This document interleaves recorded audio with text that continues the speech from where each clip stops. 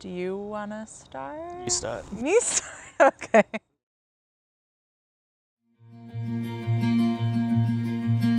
I just wanna be your morning light, and the sun come up with you by my side. I just wanna be your morning light.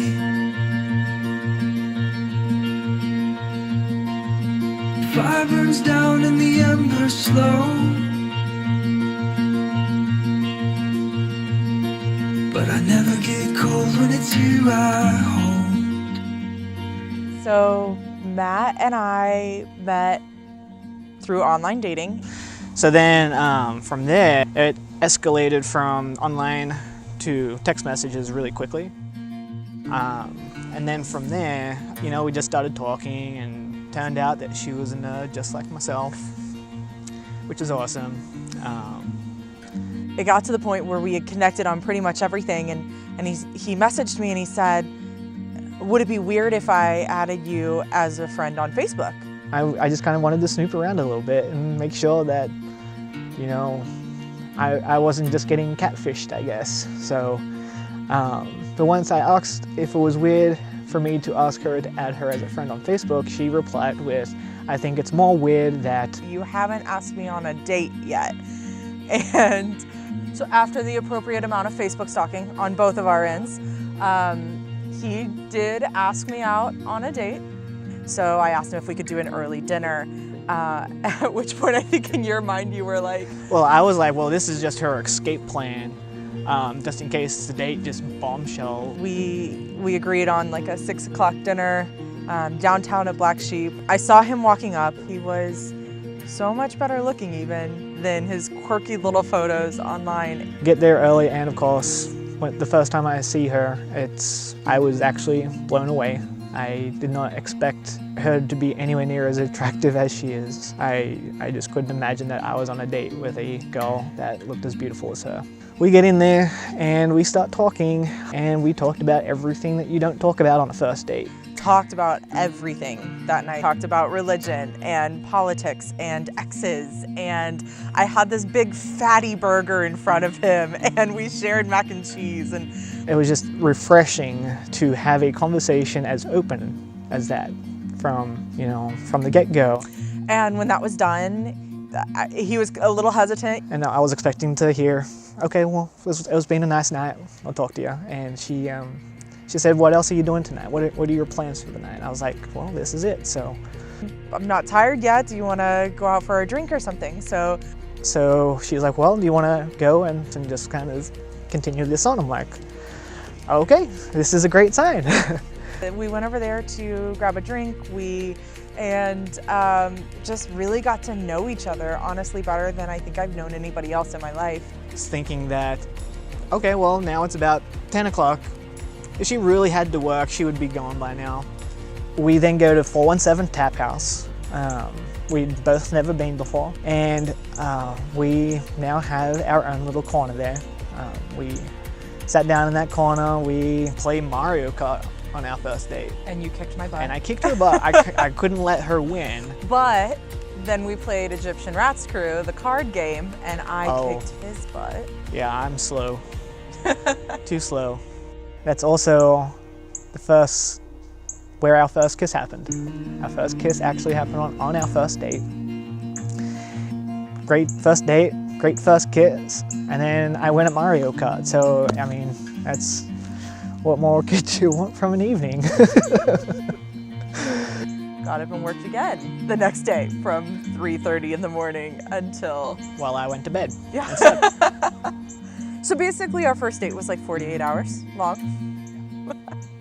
So when people are like, oh yeah, we had a really great first date, it went for like 3 hours. It was so awesome.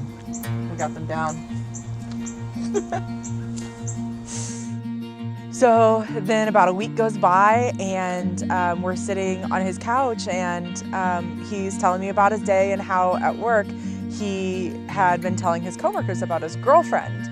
And I kind of stepped back and I said, well, girlfriend, is that what I am now? And we haven't really talked about this. And he said, well, I don't really know what else to call you. And I kind of smiled and I said, good, now that that's out of the way. My friends are going to the Dominican Republic in about 4 months. Do you want to go with me? And I thought about it for probably a good 1.5 seconds and said, of course. I knew from around about that time that I was going to spend the rest of my life with Blythe. But we had not talked about marriage or anything like that. It was just kind of one of those things that was, yeah, it'll happen when it happens. We don't want to put any kind of pressure on that. So for Christmas though, I wanted to do something special for her. So Christmas came around and we had done Christmas with our families, and then we decided we wanted to do a Christmas celebration with just the two of us. So his gift, his main gift to me, was an opal necklace, and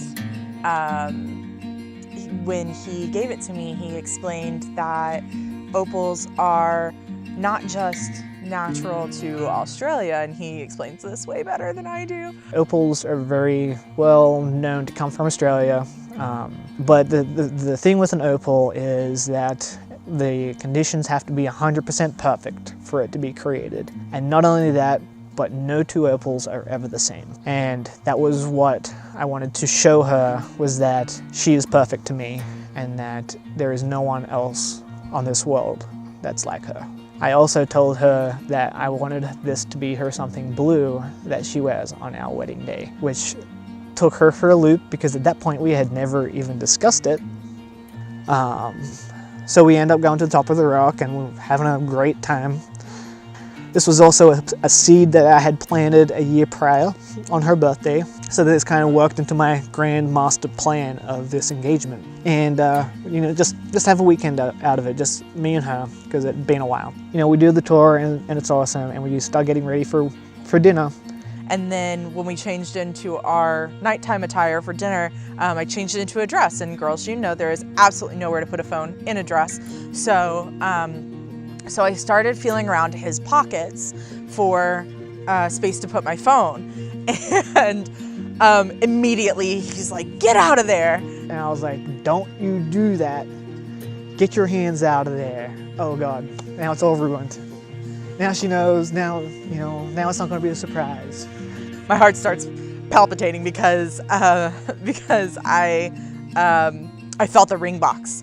And on the inside, I was panicking. I'm like stone-faced cold and acting like absolutely nothing happened and that I didn't feel it or anything. And I knew that she knew, but she trooped on. She acted like she didn't know anything. So we start taking a walk down around the grounds, and there's this really pretty stone chapel right beneath the restaurant. And so we start walking down there. You know, we're overlooking the lake, and it's just a spectacular view. And you know, I get down on one knee. He turns me around to look at him, and he says, you know, I've been thinking about how I was going to say this since the moment I knew I was going to marry you. I was facing away from the railing, kind of right up against it, and he ended up kneeling down in front of me. And I remember, like, the pictures that we have, my hands are backed up against the railing. It looks like I'm about to jump over the other side. And I ask her, and then she says, of course the answer is yes. So, you know, I looked at him and I said, you know, of course my answer is yes. And so he slips the ring on. Just a fantastic night. And, you know, it was just perfect.